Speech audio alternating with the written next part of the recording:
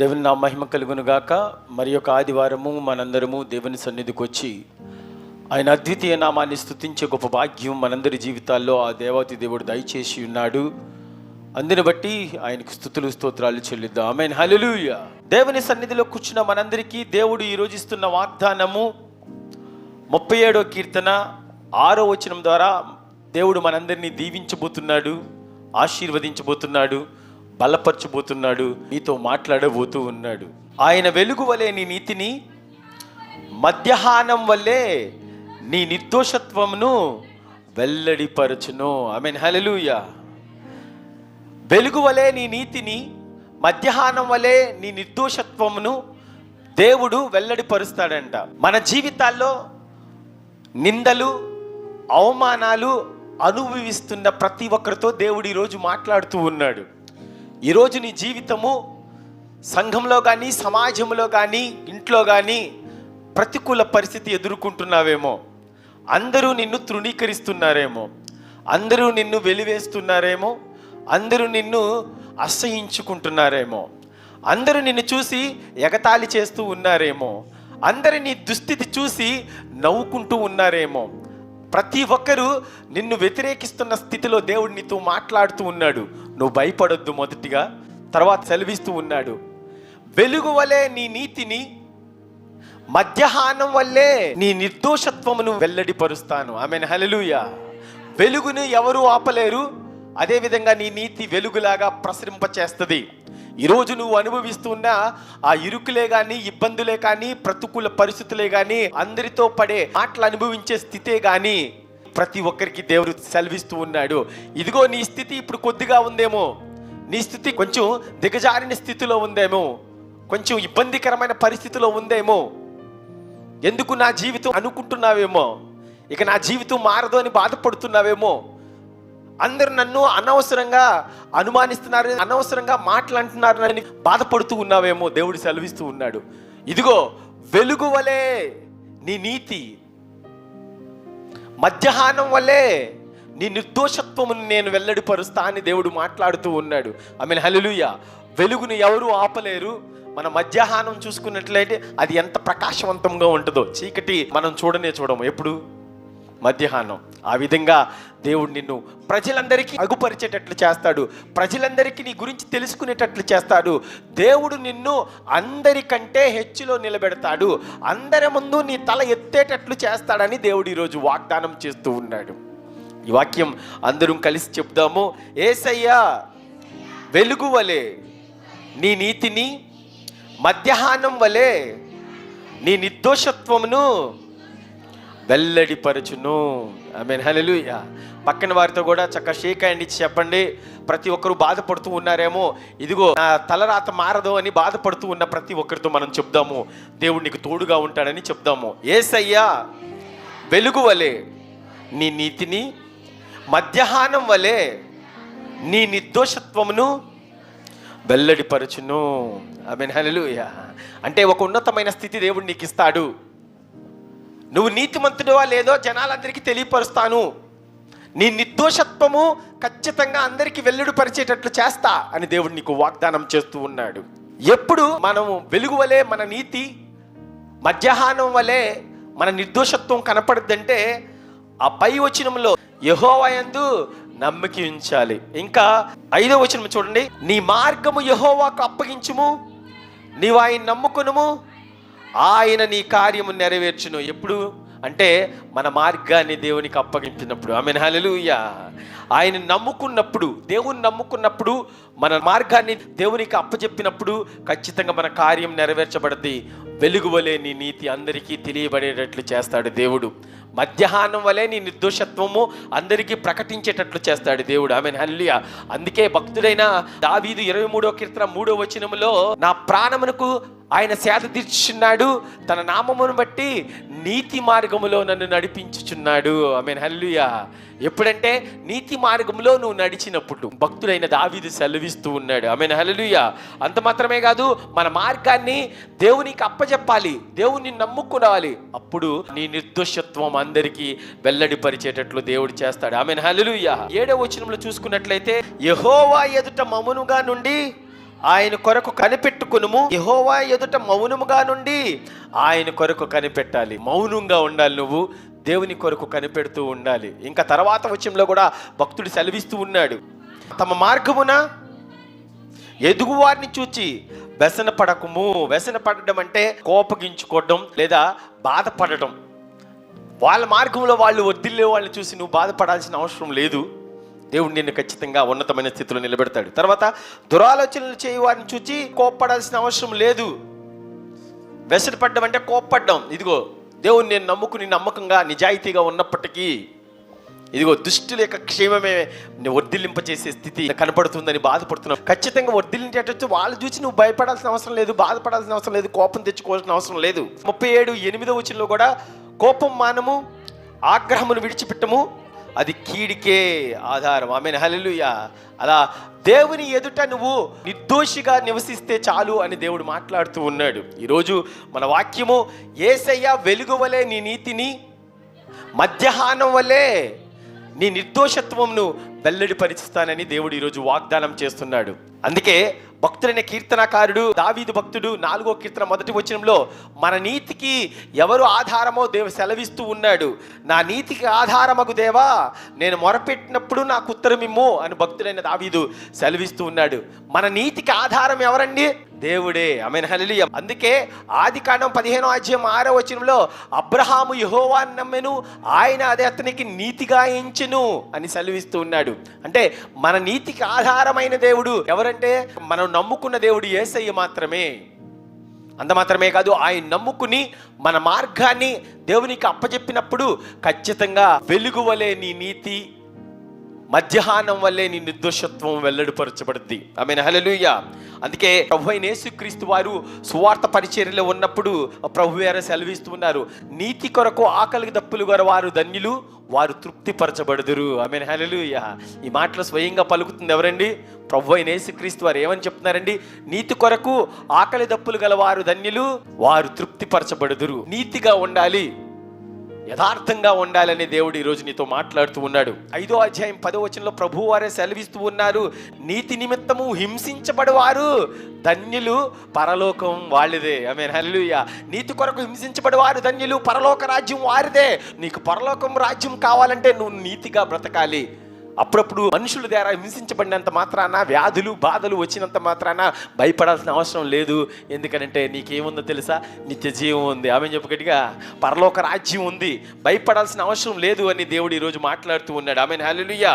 నీతిగా ఉంటే దేవుడు మనకిచ్చే మేలులు యెషయా గ్రంథం 32:17 వచనంలో సెలవిస్తూ ఉన్నాడు. దేవుడు నీతి సమాధానము కలుగజేయును. ఆమేన్, హల్లెలూయా. ఏం కలిగేస్తుందంటే నీతి, నువ్వు నీతిగా ఉంటే ఏమొస్తుంది తెలుసా? నీకు సమాధానం వస్తుంది. ఆమేన్, హల్లెలూయా. సమాజంలో కానీ నువ్వు బ్రతుకుతున్న ఆ పరిస్థితిలో కానీ లేదా చుట్టుపక్కల కానీ నువ్వు నీతిగా బ్రతుకుతుంటే నీకు ఎప్పుడు శాంతి సమాధానమే ఉంటుందని దేవుడు సెలవిస్తూ ఉన్నాడు. నీతి వలన నిత్యము నిమ్మలము నిబ్బరము కలుగును. ఆమేన్, హల్లెలూయా. నువ్వు నిమ్మలంగా ఉండాలన్నా, నువ్వు నిబ్బరంగా భయం లేకుండా ఉండాలంటే నువ్వు ఏ విధంగా ఉండాలండి? నీతిగా ఉండాలి. ఆమేన్, హల్లెలూయా. అందుకే దేవుడు ఈరోజు సెలవిస్తూ ఉన్నాడు, యేసయ్య వెలుగు వలె నీ నీతిని, మధ్యాహ్నం వలె నీ యథార్థ ప్రవర్తన ఖచ్చితంగా అందరికీ తెలియజేస్తాడు. నువ్వు నీతిగా ఉంటే నీ జీవితంలో సమాధానం ఇస్తుంది. నువ్వు నీతిగా ఉంటే నిత్యము శాంతి సమాధానము నిమ్మలము నిబ్బరము కలిగే బ్రతుకు మనకు దేవుడు దయచేస్తాడు అని సెలవిస్తూ ఉన్నాడు. ఇంకా సామెతలు 10:2 వచనంలో అయితే నీతి మరణము నుండి రక్షిస్తుందని కూడా సెలవిస్తూ ఉన్నాడు దేవుడు. ఆ వాక్యం చూడండి ఒకసారి. నీతి మరణము నుండి రక్షిస్తుంది. ఆమేన్, హల్లెలూయా. నువ్వు నీతిగా జీవించావంటే మరణము నువ్వు అవ్వు అని కాదు, కానీ ఖచ్చితంగా నిత్య జీవం పొందుకుంటావు అని దేవుడు సెలవిస్తూ ఉన్నాడు. సామెతలు 12:28 వచనంలో కూడా దేవుడు ఈ విధంగా మాట్లాడుతూ ఉన్నాడు. నీతి మార్గమందు జీవము కలదు, దాని త్రోవలో మరణమే లేదు. ఆమేన్, హల్లెలూయా. నువ్వు నీతిగా ఉంటే మరణం ఉండదు. ఖచ్చితంగా నువ్వు దేవుని రాజ్యమే చేరుకుంటామని దేవుడు మాట్లాడుతూ ఉన్నాడు. ఆమేన్, హల్లెలూయా. 37వ కీర్తన 39వ వచనంలో కూడా మనం చదువుకున్న కీర్తనలోనే భక్తుడైన దావీదు సెలవిస్తూ ఉన్నాడు ఇంకొక చక్కని మాట.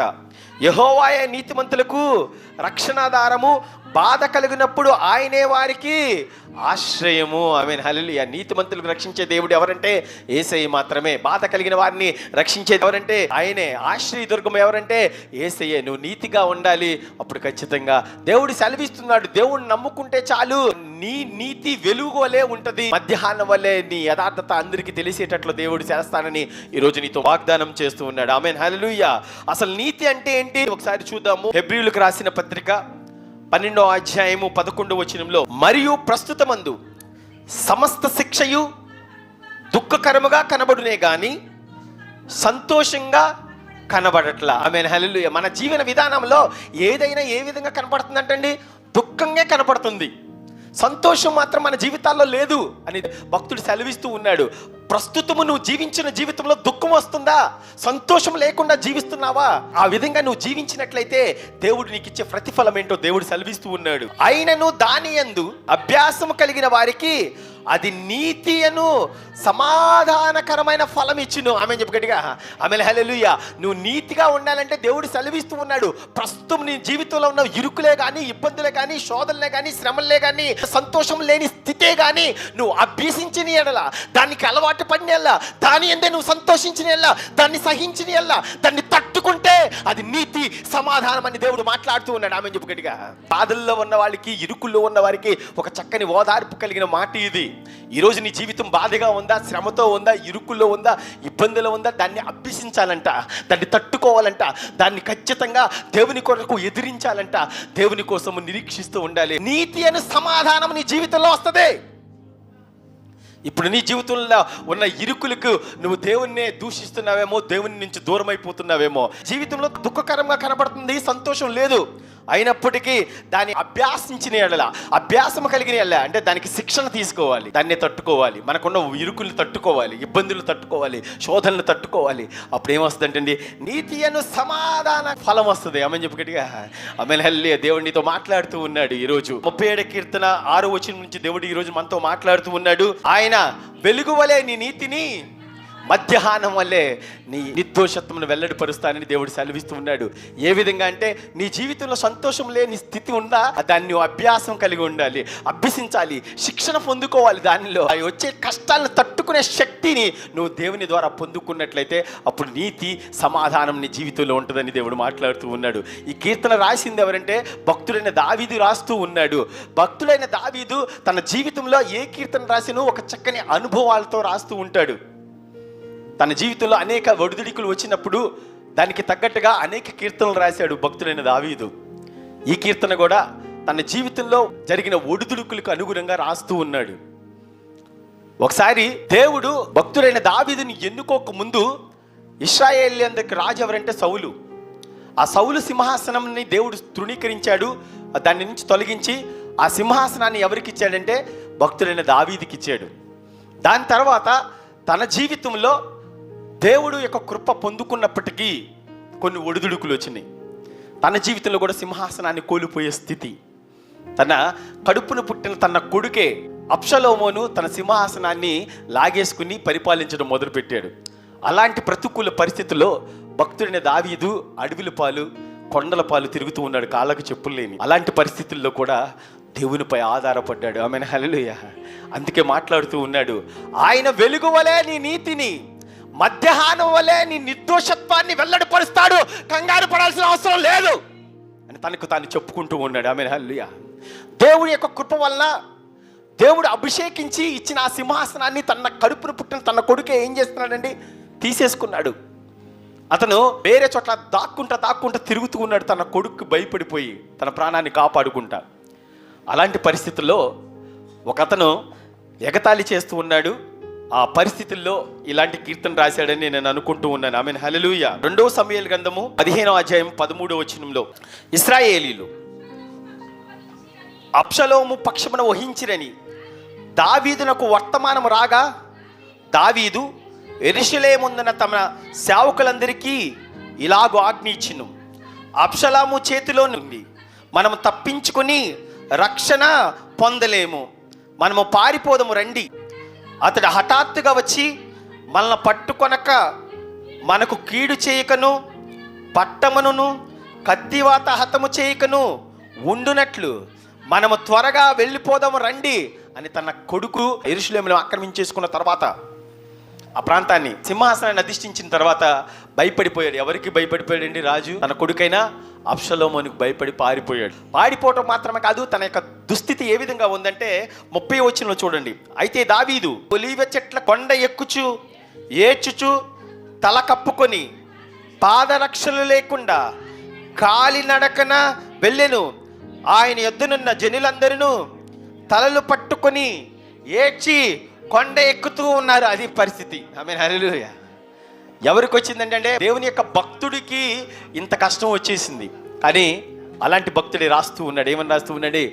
వెలుగు వలె నా నీతిని, మధ్యాహ్నం వలె నా నిర్దోషత్వం ఖచ్చితంగా బయటపడిద్దే అని విశ్వసిస్తూ ఉన్నాడు. ఆమేన్, హల్లెలూయా.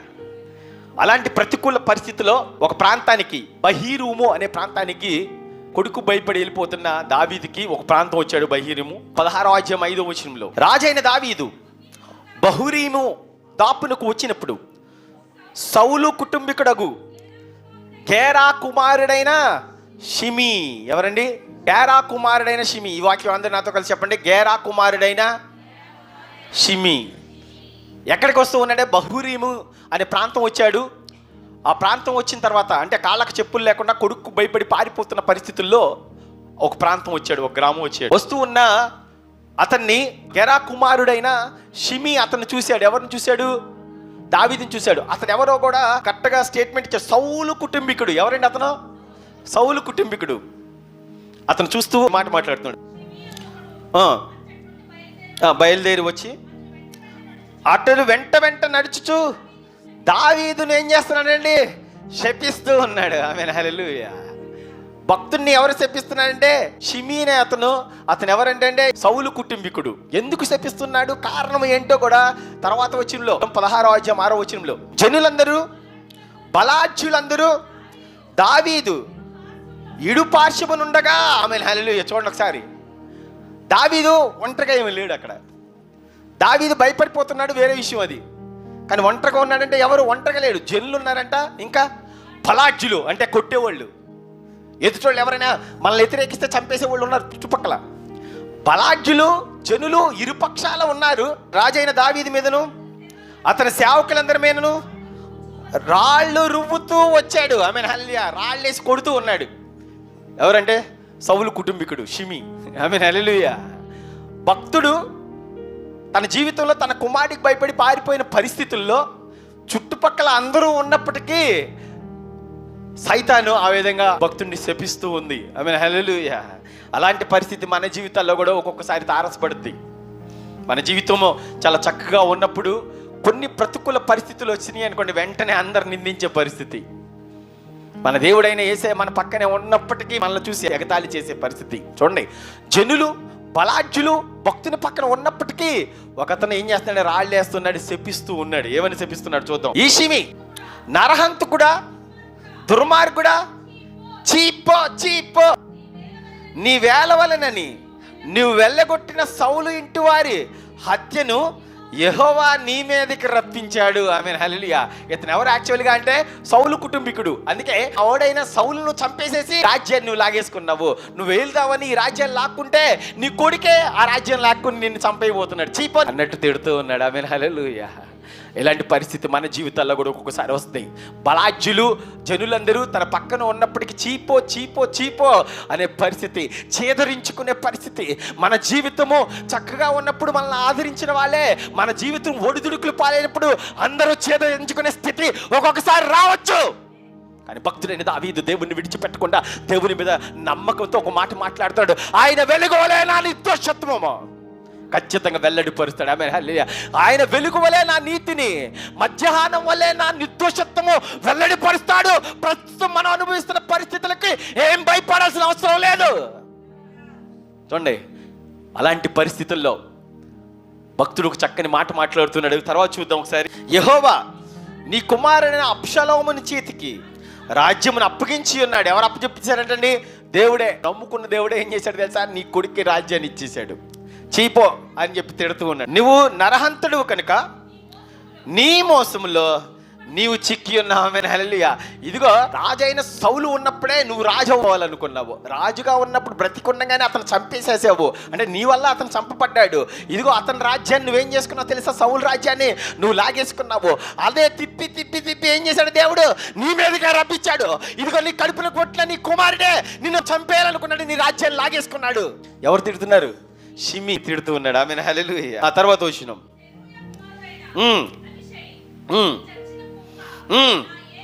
అభిషేక్ ఇప్పుడు ఏం మాట్లాడతాడంటే తెలుసా? చచ్చిన కుక్క వేరు, చచ్చిన కుక్క వేరు కదండి. కుక్క అయితే బతికున్నదైతే మురిగిద్ది, కనీసం బతికున్నదైతే కరుతుంది. అందుకే పక్కనున్న జనులు మాట్లాడుతూ ఉన్నాడు. అభిషేక్ ఏమని అంటున్నాడు తెలుసా? దేవా, నా ఏళ్ళు వాడా, ఈ చచ్చిన కుక్క ఈ విధంగా మాట్లాడుతున్న ఒక్క ఛాన్స్ చంపవతల పడేస్తానని చెప్పాడు. కానీ భక్తుడైన దావీదు యొక్క ఉద్దేశం ఏంటో తెలుసా? ఆయన వెలుగు వలె నా నీతిని, మధ్యాహ్నం వలె నా నిర్దోషత్వం వెల్లడిపరుస్తాడు, ఏం భయపడాల్సిన అవసరం లేదు అని చాలా చక్కని మాట మాట్లాడుతున్నాడు. ఈ మాటలు భక్తుడైన దావీదు ఒక చక్కని మాట అతనికి సమాధానం ఇస్తూ ఉన్నాడు.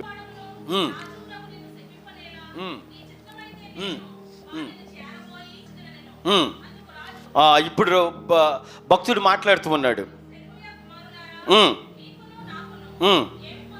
ఎందుకు భయపడాల్సిన అవసరం ఏంది? ఆయన శపించనండి. ఆమేన్, హల్లెలూయా. దావీదును శపించమని యెహోవా అతనికి సెలవిచ్చాడేమో. ఆమేన్, హల్లెలూయా. నిన్ను వ్యతిరేకిస్తున్న వారిని చూసి నువ్వు కూడా అదే ధైర్యంగా మాట్లాడాలి. తిట్టుకుంటే తిట్టుకొని, నా దేవుడి అవకాశం ఇచ్చాడు కాబట్టి నన్ను తిడుతున్నాడేమో అని అనుకోలే. తిట్టుకుంటే తిట్టుకొని, ఎగతాళి చేసుకుంటే ఎగతాళి చేసుకోండి, ద్వేషిస్తే ద్వేషించండి, నన్ను తృణీకరిస్తే తృణీకరించండి. దేవుడే ఇచ్చాడేమో అవకాశం. కానీ ఏం చేస్తాడు తెలుసా? ఆయన వెలుగు వలెన నీతిని, మధ్యాహ్నం వలెన నిర్దోషత్వం వెల్లడిపరిచే రోజు ఒక రోజు వస్తుందని సెలవిస్తున్నాడు. ఇదిగో భయపడాల్సిన అవసరం లేదు. దేవుడే అవకాశం ఇచ్చాడేమో అతను తిట్టమని షిమీని తిట్లే.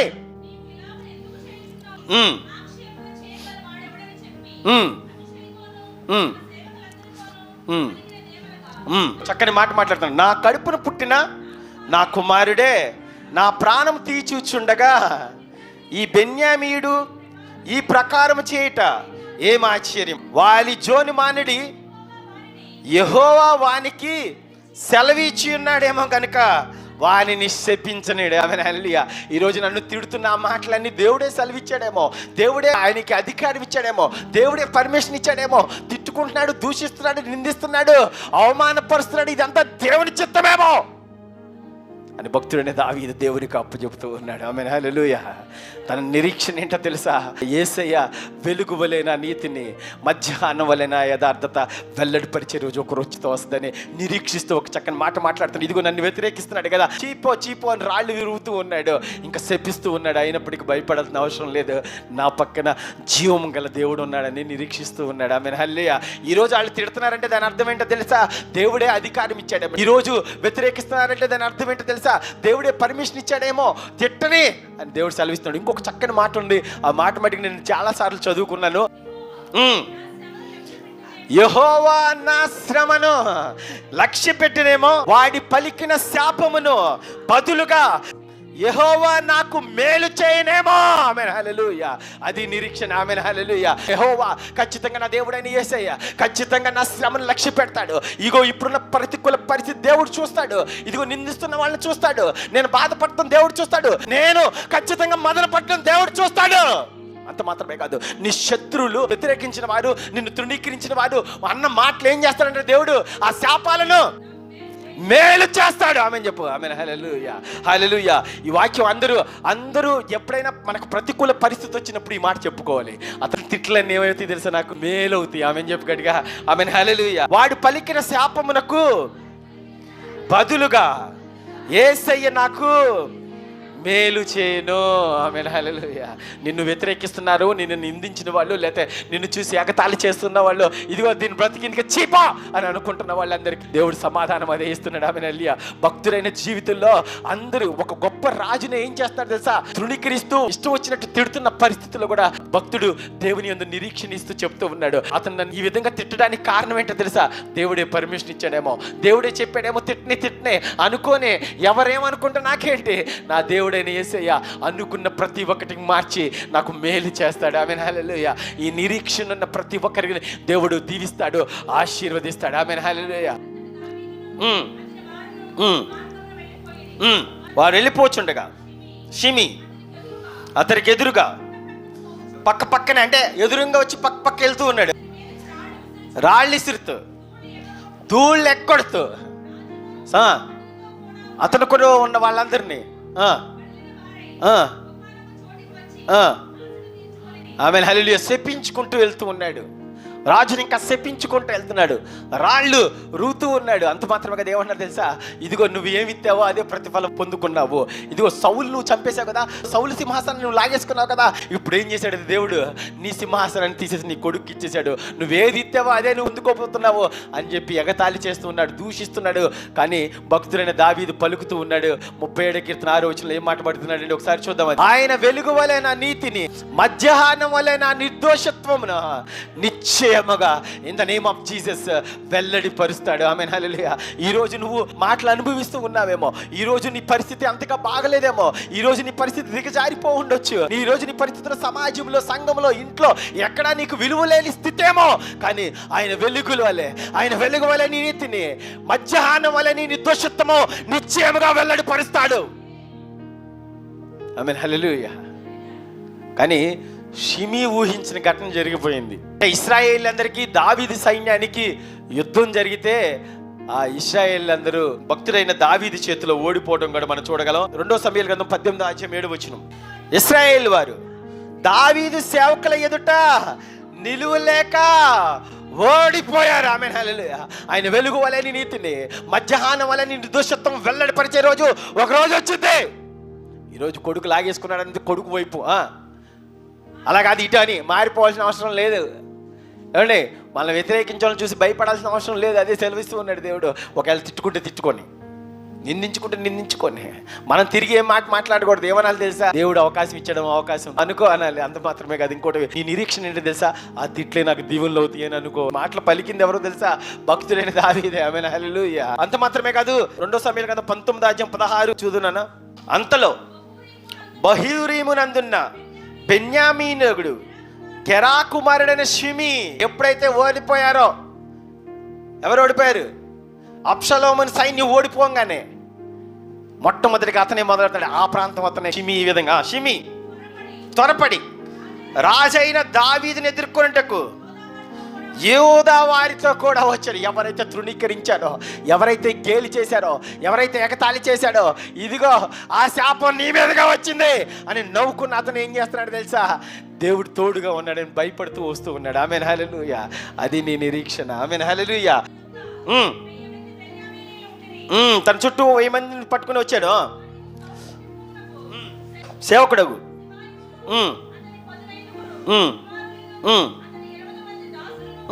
వచ్చి రాజు ఎదుట దది దాటిరి.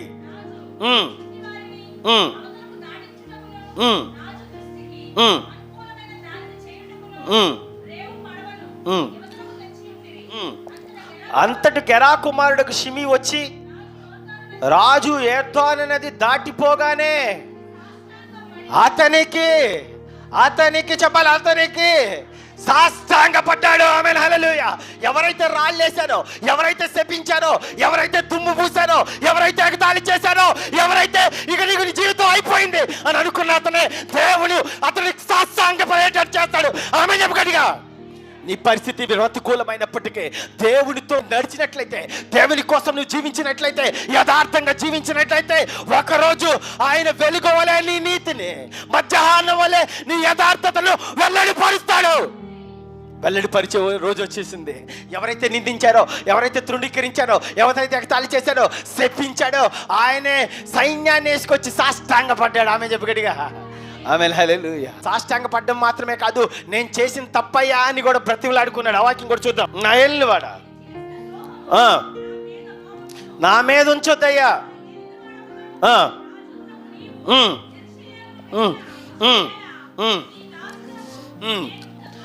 మూర్ఖంతో చేసే ఆ దోషాన్ని జ్ఞాపకం ఉంచుకోదయ్యా, దయచేసి అది మర్చిపో అయ్యా, దయచేసి నన్ను క్షమించు అని సాష్టాంగపడ్డాడు. అయితే అప్పుడు దావీదు క్షమాపణ గుణం ఉంది కనుక ఖచ్చితంగా ఓ మాట ఇచ్చాడు. నీకు మరణ శిక్ష విధింపనని షిమీతో సెలవిచ్చాడు. ఆమేన్ హల్లెలూయా. అప్పుడు అవకాశం ఉంటే ఏం చేసి తెలుసా? చంపవతల పడేయచ్చు. కానీ భక్తుడైన దావీదు కనుక వెలుగు వలె నా నిర్దోషత్వాన్ని దేవుడు వెల్లడిపరిచాడంటే సిమి బ్రతికుండాలి. ఖచ్చితంగా అతను తిరుగుతున్నంతసేపు ఏం చెప్తాడు తెలుసా? ఇగో అతను నేను తిట్టాను, అతను తిట్టినప్పటికీ అతను సాష్టాంగపడే పరిస్థితి వచ్చేసింది అని అనేటట్లు దేవుడు చేశాడు. అంత మాత్రమే కాదు, తన కుమారుడు అంటే దావీదు మరణకాలం సమీపించినప్పుడు తన కుమారుడైన సొలొమోనుకి సింహాసనాన్ని ఇస్తూ ఉన్నప్పుడు, ఇదిగో లోకులందరూ పోయే మార్గంలో నేను కూడా పోతూ ఉన్నాను అని చెప్పి దేవుణ్ణి విడిచిపెట్టొద్దని చక్కని మాటలు చెప్పిన తర్వాత ఏం చెప్పాడో కూడా చూద్దాం ఒకసారి. 1 రాజులు 2వ అధ్యాయం 1. దావీదునకు మరణకాలం సమీపించినప్పుడు ఆజ్ఞ ఇచ్చును, ఇగో లోకులందరూ పోయే మార్గంలో నేను కూడా పోతున్నాను, చనిపోబోతున్నాను, అయితే నువ్వు ధైర్యం తెచ్చుకుని చాలా జాగ్రత్తగా ఉండు అని చెప్పాడు. అప్పచెప్పిన దానిలో జాగ్రత్తగా నమ్మకంగా ఉండి చెప్పాడు. ఏ మాటలు చెప్తున్నాడంటే ఆఖరి మాటలు ఎవరితో చెప్తున్నాడు? సొలొమోనుతో చెప్తున్నాడు. చచ్చిపోయే ముందు చెప్తున్నాడు. ఎవరిని క్షమించాడు? అంతకుముందు షిమిని క్షమించాడు. షిమి ఎందుకు క్షమించేశాడంటే షిమి వ్యతిరేకించాడు, దూషించాడు అన్నాడు. కానీ 1 రాజుల గ్రంథము 2వ అధ్యాయము 8వ వచనం చూడు. మరియు బెన్యామీయుడైన గెరా కుమారుడును బహూరీము ఊరు వారినైన షిమి నీ వద్దన్నాడు. నేను మహానయమునకు వెళ్ళుచుండగా అతను నన్ను శపించెను. నన్ను ఎదుర్కొనుటకే అతను యోర్దాను నదికి దిగిరాగా యెహోవా తోడు ప్రమాణం చేశాను. ఇగో నన్ను తిట్టాడు, నేనేం చెప్పాను తెలుసా? మాట ఇచ్చేసేసాను. కానీ నీ సముఖంలో ఉంటాడు కదా, చాలా జాగ్రత్తగా ఉండు, అతన్ని మనసులో పెట్టుకో. ఇగో నన్ను తిట్టాడు, అది మట్టి మర్చిపోవద్దు. నేను చంపేయచ్చు, కానీ ఏం చేశాను? మాట ఇచ్చాను చంపనని. కానీ నువ్వు ఇచ్చావు మాట. సొలొమోను ఇచ్చాడు మాట. సొలొమోను మాట ఇవ్వలేదు కాబట్టి ఏం చేయొచ్చు? చంపేయచ్చు. చూడండి, చచ్చిపోయేటప్పుడు ఆఖరి మాటల్లో చెప్తున్నాడు, ఇదో గెరా కుమార్ అనే షిమి ఉన్నాడు చూసావు, నన్ను వ్యతిరేకించాడు, నన్ను తిట్టాడు, దూషించాడు, నేను అతనితో మాట ఇచ్చేసాను కనుక, కానీ నీ సమక్షంలో ఉన్నాడు, జాగ్రత్తగా ఉండు అతనితో అని చెప్పాడు. అందుకే సొలొమోను కూడా ఒక చక్కని మాట చెప్తూ ఉన్నాడు. అది కూడా చూద్దాము. 2వ అధ్యాయం 36వ వచనం చూడండి. రాజు షిమిని పిలిచి సెలవిచ్చును, నువ్వు యెరూషలేములో ఇల్లు కట్టించుకుని బయటకి ఎక్కడికైనాను వెళ్ళక అందులోనే ఉండు. ఆమేన్, హల్లెలూయా. ఏం చెప్పాడు తెలుసా? యెరూషలేములో ఇల్లు కట్టుకో, యెరూషలేములో మాత్రమే ఉండు. నీవు ఏ దినమునైనా బయలుదేరి కిత్రోను ఏరువాగు దాటుదువో ఆ దినమున నీవు చచ్చుట నిశ్చయమో. తన భక్తుడిని అన్న అతనితో చెప్తూ ఉన్నాడు.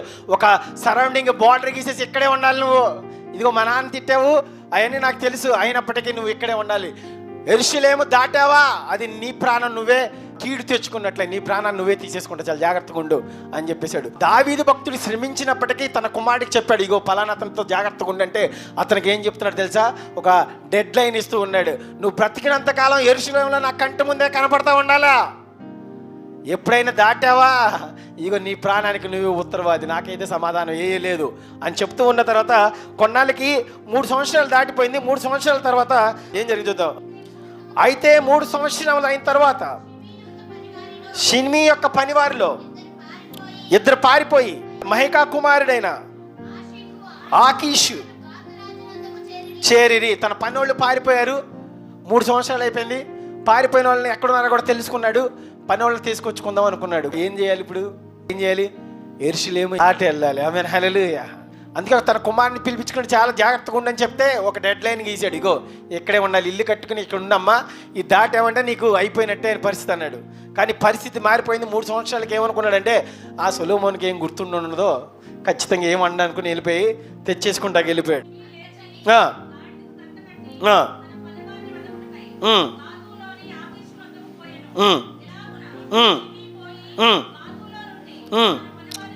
వెళ్ళిపోయాడు, తీసేసుకొచ్చున్నాడు. ఇంకా అవన్నీ మర్చిపోయాడు. షిమి యెరూషలేములో నుండి గాతునికి పోయి వచ్చినని సొలొమోనుకు వర్తమానం రాగా, ఆమేన్, హల్లెలూయా. ఇప్పుడు చెప్తాడు, పిలిచి చెప్తున్నాడు. తర్వాత చదివినా రాజు అతనితో ఇట్లెన్నో, నువ్వు ఏ దినమందు బయలుదేరి ఏ స్థలముకైనా వెళుదువో ఆ దినమున నీవు మరణమగుదువని నిశ్చయంగా తెలుసుకుని వల్లని యెహోవా తోడని నేను నీకు ఖండితంగా ఆజ్ఞించాను. జాగ్రత్త, మర్చిపోయామేమో. 44 వచనం చూడండి. నీవు మా తండ్రి అయిన దావీదునికి చేసినట్లుగా నీ హృదయంలో మొదలుచున్న కీడంతయు నీకు తెలియను. నీవు చేసిన కీడు యెహోవా ఇప్పుడు ఎవరి తల మీద తీసుకొచ్చుకున్నాడో తెలుసా? నీ తల మీదే తెచ్చాడు. ఈ మాటలు ఎవరు పలికారు? అసలు యాక్చువల్గా షిమీ పలికాడు. ఎవరితో పలికాడు? దావీదుతో పలికాడు. ఇదిగో సౌలు సింహాసనాన్ని ఆశపడిపోయి సౌలు చంపేసి ఆ సింహాసనాన్ని తీసుకుంటే ఆ కీడు దేవుడు ఎవరి మీద తీసుకొచ్చాడు తెలుసా?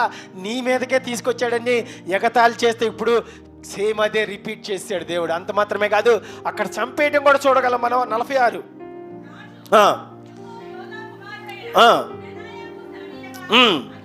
అతను బయలుదేరి వాడిని చంపెను. ఆమె హల్లెలూయా, హల్లెలూయా. అందుకే భక్తుడైన దావీదు పలుకుతూ ఉన్నాడు ఈరోజు మందే అదే వాగ్దానము. ఆయన వెలుగు వలె నీ నీతిని, మధ్యాహ్నం వలె నీ నిర్దోషత్వమును వెల్లడి పరచుని. ఈ వాక్యం అందరూ నాతో కలిసి చెప్పండి. యేసయ్యా వెలుగు వలె నా నీతిని, మధ్యాహ్నం వలె నా నిర్దోషత్వాన్ని వెల్లడిపరచును. Amen hallelujah. అందుకే విశ్వసించాడు దేవుడు. ఒకరోజు ఖచ్చితంగా నన్ను వ్యతిరేకించిన వాళ్ళే అదే స్థితికి తీసుకొస్తాడు అనుకున్నాడు. ఖచ్చితంగా అదే స్థితి వచ్చింది.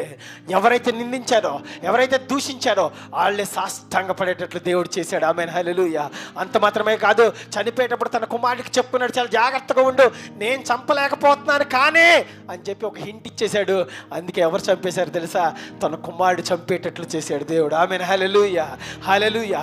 ఈరోజు నువ్వు ఎదుర్కొంటున్న నీ జీవితంలో ఏ ప్రతికూల పరిస్థితే కానీ, ఎవరు నిందించినా, ఎవరు దూషించినా, ఎవరు వ్యతిరేకించినా అదంతా మేలే అని అనుకోండి. ఆమేన్ హల్లెలూయా. వాటిని మారుస్తాడనేది భక్తుడైన దావీదే సెలవిస్తున్నాడు.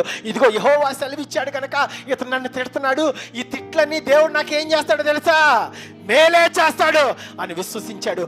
అదే జరిగింది. ఆమేన్ హల్లెలూయా. దేవానికి వందనాలు, స్తోత్రాలు ప్రభువా. ఈరోజు మాతో మాట్లాడి ఉన్నారు. ఆయన వెలుగు వలె నా నీతిని, మధ్యాహ్నం వలె నా నిర్దోషత్వాన్ని వెల్లడిపరుస్తాడు, కానీ నీ ఎదుట మౌనంగా ఉంటే చాలు అని సెలవిచ్చి ఉన్నారు ప్రభా. మీరే మాట్లాడి ఉన్నారు. షిమీ ప్రభా నీ భక్తుని చూసి గేల్ చేశాడు, ఎగతాళి చేశాడు, తృణీకరించాడు, అవమానించాడు. అయినప్పటికీ ప్రభా సాష్టాంగ పడేటట్లు చేసిన గొప్ప దేవుడు ప్రభా. ఖచ్చితంగా మీరు ప్రతిఫలం ఇచ్చిన గొప్ప దేవుడు ప్రభా. మీకేమిచ్చి మేము రుణం తీర్చుకోలేము ప్రభా. ఈరోజు ఎంతమంది అయితే మీ వాక్యం విని ఉన్నారో ప్రతి ఒక్కరిని దీవించండి, ఆశీర్వదించమని వేడుకుంటున్నాను.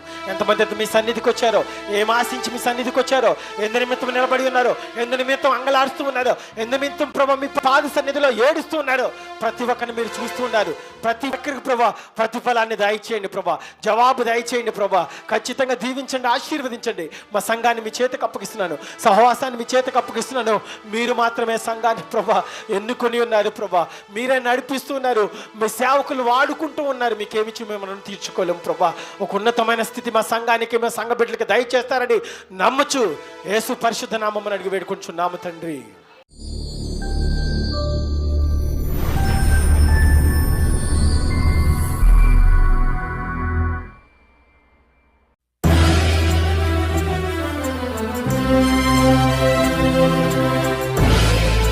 Thank you.